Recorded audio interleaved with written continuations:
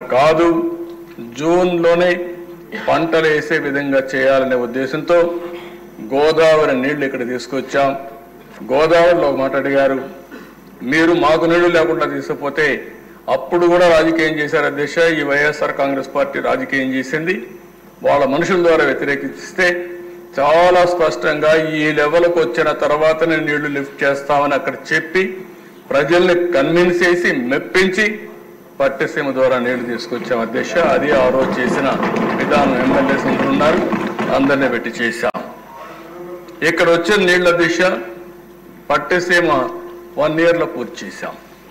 అక్కడి నుంచి నీళ్లు వస్తే ఆ నీళ్లు పొదుపు చేసి శ్రీశైలంలో రాయలసీమకు నీళ్ళు ఇచ్చాం.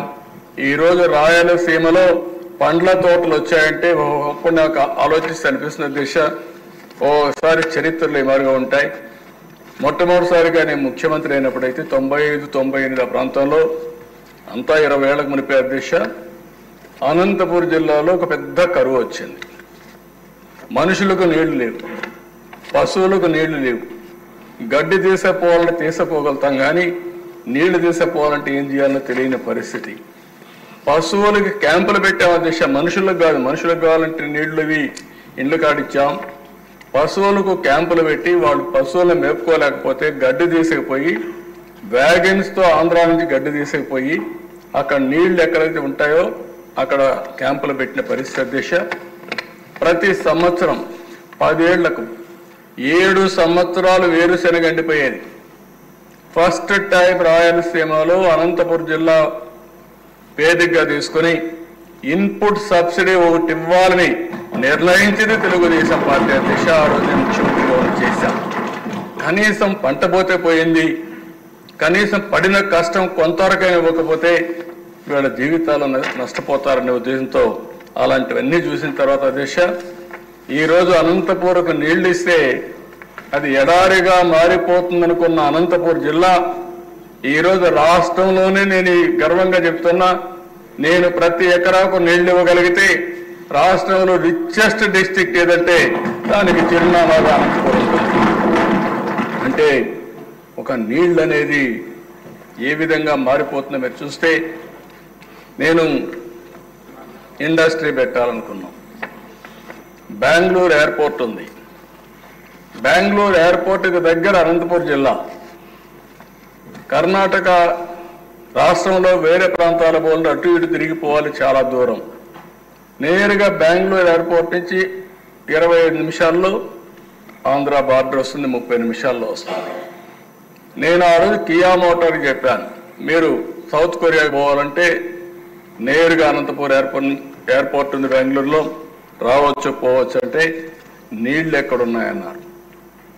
ఆ రోజు మీరు చూస్తే అంద్రి నీవా ద్వారా గొల్లపల్లి రిజర్వాయర్ కట్టి 8 నెలల్లో 9 నెలల్లో పూర్తి చేసి ఆ నీళ్లు తీసుకొచ్చిన తర్వాత ప్రాజెక్టు ప్రారంభించి 5 ఏళ్లలోనే కియా మోటార్ కూడా మ్యానుఫ్యాక్చరింగ్ ఫస్ట్ యూనిట్ నేనే పోయి ఇనాగరేట్ చేశామంటే నీళ్లుంటే ఎన్ని మార్పులు వస్తాయో ఇది ఒక ఉదాహరణ అని చెప్పి కూడా నేను మీకు తెలియజేస్తున్నా.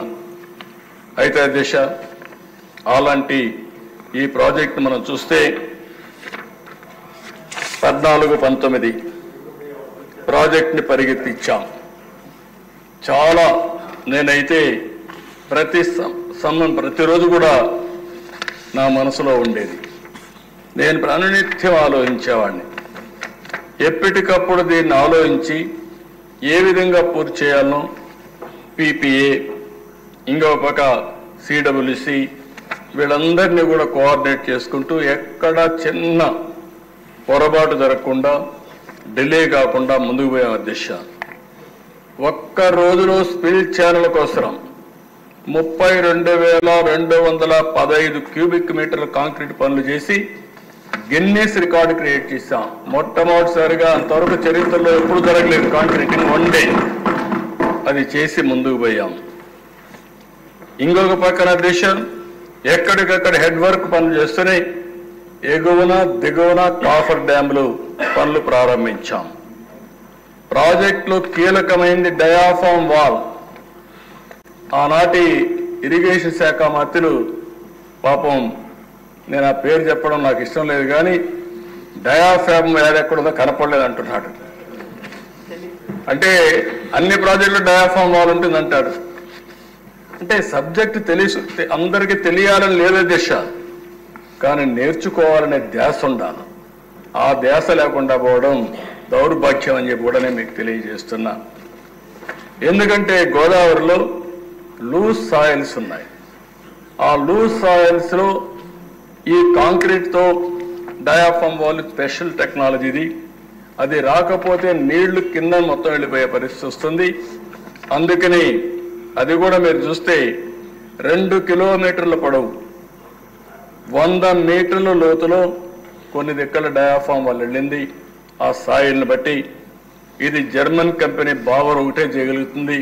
ప్రపంచంలో 2-3 కంపెనీలు తప్ప ఎక్కడా లేవు. అలాంటి కంపెనీని రప్పించి 414 రోజుల్లో డయాఫ్రామ్ వాల్ పూర్తి చేశామని చెప్పి మీకు అందరికీ తెలియజేస్తున్నా. ఇబ్బందులున్నా కూడా అధిగమించాం, చేశాం. ఇవన్నీ చేసే దిశ స్పిల్వే గేట్స్ అన్ని డిజైన్లు సిద్ధం చేయడం, గేట్లన్నీ ఎక్కడిక్కడ ఎరెక్ట్ చేయడం, ఇవన్నీ కూడా ఎప్పటికప్పుడు పీపీఏ కానీ అదే మరి సిడబ్ల్యూసీ కానీ వాళ్ళందరూ అనుమతులు తీసుకొని ముందుకు పోయే పరిస్థితికి వచ్చాం. నితిన్ గడ్కరీని తీసుకొచ్చాం. నేను అబ్రాడ్ పోతాను నాగ్పూర్కి వెళ్ళాను. అదే దేశగా పనిచేశాం, ఒక పద్ధతి ప్రకారం పనిచేశాం. దీనివల్ల మీరు ఆలోచిస్తే అధ్యక్ష గేట్లు పెట్టగలిగాం, స్పిల్వే చేశాం, స్పిల్ ఛానల్ పనులు పూర్తి చేశాం. అన్ని కూడా సమర్థవంతంగా చేసుకుంటూ ముందుకు పోయి 72% పనులు పూర్తి చేశాం. 28 సార్లు నేరుగా వెళ్ళాను ప్రాజెక్ట్ దగ్గరికి, 82 సార్లు వర్చువల్గా రివ్యూ చేశాను. ఎన్ని ఇబ్బందులు ఉన్నా సరే కేంద్రం ఒకసారి డబ్బులు ఇవ్వకపోయినా మన డబ్బులు ఖర్చు పెట్టి మళ్ళా రీఎంబర్స్మెంట్ తెచ్చుకున్నాం. అన్నీ ఇది చేశాం కాబట్టి 72% పూర్తయింది. అదే ఆనాడు 2019లో తెలుగుదేశం పార్టీ కొనసాగి ఉన్నట్లయితే 2020-21కి పోలవరం పూర్తయి జాతికి అంకితమయ్యేది. అలాంటి ప్రాజెక్ట్ దిశ ఒక పక్క రీహాబిలిటేషన్ కోసం R&R ఇచ్చాం, బిల్డింగ్లు కట్టాం, ఎన్ని చేయాలో అన్నీ చేసి వెళ్ళాం. 2019లో ప్రభుత్వం మారింది. అక్కడి నుంచి ఆ దిశ రివర్స్ టెండరింగ్. ఎవడైనా బుద్ధి జ్ఞానం ఉండేవాళ్ళ దిశ ఇప్పుడు నేను చేయలేక కాదు, నేను చాలా ఆలోచిస్తాను. ఏ పని చేయాలని 4 సార్లు ఆలోచిస్తాను. ప్రజా జీవితంలో ఉండే మనం ప్రధానమైన నిర్ణయాలు చేసినప్పుడు ఇంకా ఎక్కువ ఆలోచించుకోవాల్సిన అవసరం ఉంది. తెలియకపోతే నేర్చుకోవాల్సిన అవసరం ఉంది. కక్షతో రాజకీయం చేయడం కాదు, కక్షతో అభివృద్ధి చేయడం కాదు దిశ. అదే ఇక్కడ జరిగింది. ముఖ్యమంత్రిగా ప్రమాణ స్వీకారం చేస్తూనే అప్పుడే పోలవరం ప్రాజెక్ట్ని ఆపేస్తుందని అనౌన్స్ చేయడం. ఆ రోజే మీరు ఒకసారి చూస్తే అధ్యక్ష ఆదేశాలు ఇవ్వడం, ఆదేశాలు ఇచ్చి సైట్లో నిర్మాణ సంస్థ ఉంటే దాన్ని ఖాళీ చేయించింది జూలై 29, 2019 నోటీసులు ఇచ్చి ఖాళీ చేయించడం. ఇంకొక పక్కన అధికారులందరినీ మార్చేయడం. కాంట్రాక్టర్ లేడు, అధికారులు లేడు. అధ్యక్ష మీరు ఒకసారి చూస్తే గోదావరి ఉధృతంగా వస్తే 50 లక్షల క్యూసిక్స్ ఆఫ్ వాటర్ డిశ్చార్జ్ వస్తుంది. దేశంలో ఇంత ప్రమాదమైన నది ఎక్కడా లేదు. అందుకే 50 లక్షల క్యూసిక్స్ ఆఫ్ నీళ్లు పోవడానికి ఈరోజు స్లూయిస్ కానీ అవన్నీ కూడా మనం నిర్మాణం చేసే పరిస్థితికి వచ్చాం. అలాంటి ప్రాజెక్ట్ని అంటే అవగాహన రాహిత్యం, మూర్ఖత్వం, చేతగానితనం, అదే మరి విధ్వంసం, ఏదో జరిగిపోయిందని కావాలని దాన్ని అడ్డం పెట్టుకుని ఒక ప్రాజెక్ట్ని నాశనం చేసే పరిస్థితి వచ్చే దిశ 15 నెలల్లో ఆ సైట్లో ఎవరూ లేకుండా చేసే పరిస్థితికి వచ్చారు. 19-20 అక్టోబర్ వరకు ప్రాజెక్టుకు ఎవ్వరు పెద్ద దిక్కు లేదు. ఎవ్వరూ లేకపోతే 20లో పెద్ద ఎత్తున ఆగస్టు అక్టోబర్లో పెద్ద వరదలు వచ్చాయి. ఆ వరదలన్నీ కూడా డయాఫ్రామ్ వాల్ పైన వెళ్ళాయి. దాంతో పూర్తిగా డయాఫ్రామ్ వాల్ దెబ్బతినిందని నిర్ణయించలేకపోయారు. పైన ఏమి కనపడదా దిశ వీళ్ళకు దెబ్బతిని కింద తినింది దాన్ని కనపడకపోతే వీళ్ళంతా కూడా ఇది చేస్తే కడాన వీళ్ళ యొక్క అసమర్థత అవగాహన రాహిత్యం అవినీతి కుట్రతో కూడినట్టే ఆలోచన విధానం వల్ల మొత్తం 5 ఏళ్లు మనం కష్టపడిందంతా కూడా సర్వనాశనం అయిపోయింది అధ్యక్ష. సిడబ్ల్యూ సెంట్రల్ వాటర్ కమిషన్ అంత మునుపు అధ్యక్ష పీపీఏ చాలా స్పష్టంగా చెప్పారు, మీరు తొందరపడుతున్నారు, రేపు ప్రాజెక్ట్ ని పనిచేస్తే ఏదైనా జరిగితే ఎవరిని బాధ్యులు చేయాలి? మొన్నటి వరకు పనిచేసిన ఓల్డ్ కాంట్రాక్టరా, ఇప్పుడు పనిచేసే న్యూ కాంట్రాక్టరా? ఓల్డ్ కాంట్రాక్టర్ అంటాడు నాకేం సంబంధం అని, న్యూ కాంట్రాక్టర్ అంటే నేను బాగానే చేశాను, పాత వాళ్ళు బాగా పనిచేయలేదంటారు.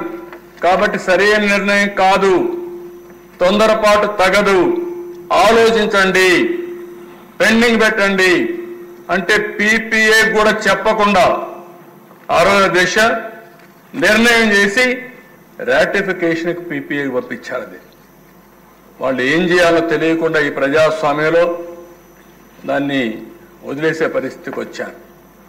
ఆ తర్వాత దిశ సెంట్రల్ వాటర్ కమిషన్ ఎవరైతే ఐఐటి హైదరాబాద్ను పంపించి చూడమంటే వాళ్ళు చూసిన తర్వాత మొత్తం డయాఫామ్ వాల్ దెబ్బతిని చెప్పే పరిస్థితికి వచ్చారు. డయాఫామ్ వాల్ దెబ్బతిన దిశ దానిపైన మళ్ళీ ఏం చేయాలో భర్జనపడి ఈరోజు ఇంటర్నేషనల్ ఎక్స్పర్ట్స్ అమెరికా నుంచి ఇంకా కెనడా నుంచి అక్కడి నుంచి తీసుకొచ్చి ఎక్స్పర్ట్స్ వచ్చి మొత్తం అధ్యయనం చేసిన తర్వాత 4 దిక్కల దెబ్బతినింది. ఆ రోజు 440 కోట్ల రూపాయలతో డయాఫామ్ వాల్ కట్టాం, 4 దిక్కల దెబ్బతినింది. ఇప్పుడు రిపేర్లు చేయాలంటే 490 కోట్లు అవుతుంది, కానీ గ్యారంటీ లేదు. భర్జన చేశారు, ఆలోచించారు, కడాన ఒకటే నిర్ణయించారు, ఎలాంటి తప్పు జరిగినా భవిష్యత్తులో పెను ప్రమాదం వస్తుందనే ఉద్దేశంతో మళ్ళీ కొత్త డయాఫామ్ వాల్కు పోవాలని చెప్పి నిర్ణయం చేశారు అధ్యక్ష. కొత్త డయాఫామ్ వాల్ ఈరోజు ఖర్చు చూస్తే 990 కోట్ల అధ్యక్ష. కానీ ఇమేజిన్ అధ్యక్ష ఇవన్నీ అంటే ఒక వ్యక్తి దుర్మార్గమైన ఆలోచన, పనికిరాని ఆలోచన, బాధ్యత రాహిత్యమైనటువంటి ధోరణి, ఇవన్నీ కలిసి రాష్ట్రానికి ఒక శాపంగా మారే పరిస్థితికి వచ్చింది. దానివల్ల మీరు చూస్తే మొత్తం 990 కోట్లు ఒకటి, ప్రాజెక్ట్ కాస్ట్ ఎక్స్లవేషన్ పెరిగింది, డిలే అయిపోయింది, హైడల్ ప్రాజెక్ట్ నిలిచిపోయింది, కరెంట్ వస్తే కరెంటు ఆగిపోయింది, అన్ని కలిపితే కొన్ని వేల కోట్ల రూపాయలు రాష్ట్రానికి నష్టం వచ్చే పరిస్థితి వచ్చింది దిశ. 2019కి 71.93% పూర్తి చేశాం. వీళ్ళు వచ్చిన తర్వాత పూర్తయిన దిశ 3.84%, 5 సంవత్సరాలు. అంటే ఎంత నిర్లక్ష్య దిశ ఇది. ఒక మంత్రి అంటాడు, ఇదే హౌస్లో మేము చూసాం, పర్సెంటా ఆ పర్సెంటా తొందర ఎందుకు అని అవగాహన చేస్తాడు, అవహేళన చేస్తాడు, అవగాహన రాహిత్యంతో అవహేళన. ఇక్కడే చూశా, ఆయన పోయాడు, ఇంకొక ఆయన వచ్చాడు, ఆయనకు టీఎంసీకి క్యూసెక్స్కి తేడా తెలియదు. ఆయన ఒక మంత్రి, నేర్చుకోవాలని ధ్యాస లేదు. సరే అవన్నీ నేను మాట్లాడకూడదు, మా సభ్యులు అయితే మాట్లాడతారు కానీ ఆయన నేను మాట్లాడకూడదు. నాకు సభ్యత ఉంది, మీరు కూడా అవసరం లేదు. ఇక్కడ ఈ హౌస్లో ఉందాతనాన్ని పాటిద్దాం, అక్కడి నుంచి చేస్తారు. కడాన దిశ 16,493 కోట్ల రూపాయలు రోజు ఖర్చు పెడితే వీళ్ళు వచ్చిన తర్వాత 4,900 కోట్లు ఖర్చు పెట్టారు. పోలవరం పూర్తయి ఉంటే దిశ 194 టీఎంసీ నీళ్లు మనం పొదుపు చేసుకునేవాళ్ళం, రిజర్వాయర్లో నీళ్లు నింపేవాళ్ళం. దీనివల్ల దిశ ఫ్లడ్ వాటర్ కూడా మనకి ఎక్కువ ఫ్లడ్ వాటర్ని డైవర్ట్ చేసుకునేవాళ్ళం. ఈరోజు ఫ్లడ్ సీజన్లో దగ్గర కృష్ణా డెల్టాకే 100 టీఎంసీ నీళ్లు, రేపు రాబోయే రోజుల్లో ఇంకా ఎక్కువ నీళ్లు తీసుకొచ్చి Krishna delta, eastern delta, western delta రెండు కూడా ఇది అవుతుంది. ఇంకో పక్కన ఏదైతే నాగార్జున రైట్ మెయిన్ కెనాల్ వరకు తీసుకుపోతే అక్కడ 150 టీఎంసీ నీళ్లు వాడుకునే పరిస్థితి వస్తుంది. రాయలసీమకు తీసుకుపోతే ఇంకా అన్ని రిజర్వాయర్లో నీళ్లు పెట్టుకునే పరిస్థితి వస్తుంది అధ్యక్ష. ఆ విషయాలు కూడా నేను వస్తాను. ఈరోజు మీరు ఒకసారి చూస్తే అధ్యక్ష, అంటే ఈ అసెంబ్లీలో మేము చూసాం అధ్యక్ష, ఎన్ని విపరీతంగా కనీసం గోదావరి నుంచి నీళ్లు తెస్తా ఉన్నారు. గోదావరి నుంచి పైన నీళ్లు వచ్చి శ్రీశైలంలో వేసేసి ఆ నీళ్లు తీసుకొచ్చి రాయలసీమను సస్యశ్యామలం చేస్తానంటే నేను ఎగతాళి కూడా చేశాను అనుకుంటాను. ఆ రోజు అసెంబ్లీకి కూడా నీళ్లు వచ్చాయి, కైలాసం వరదలు వచ్చేసాయని ఆ రోజు నేను చెప్పాను అధ్యక్ష. అవగాహన లేకపోతే నేర్చుకోండి అంటే అవహేళన చేశారు నన్ను. ఇదే సీట్లో కూర్చొని చెప్పాను, తెలుగు గంగకు 5 టీఎంసీ నీళ్లు ఇవ్వాలి. మీరు రికార్డు చూస్తే ఐడియా వస్తుంది. 5 టీఎంసీ నీళ్లు ఇవ్వాలి. ఒరిజినల్గా 15 టీఎంసీ నీళ్లు. 3 ముఖ్యమంత్రులు, ఆనాటి ప్రధానమంత్రి ఇందిరాగాంధీ అందరూ కలిసి ఒప్పుకున్నారు. మహారాష్ట్ర, కర్ణాటక, ఆంధ్రప్రదేశ్, ఎన్టీ రామారావు గారి నాయకత్వంలో. ఆ రోజు ఎంజీఆర్ కూడా వచ్చాడు ఆ మీటింగ్.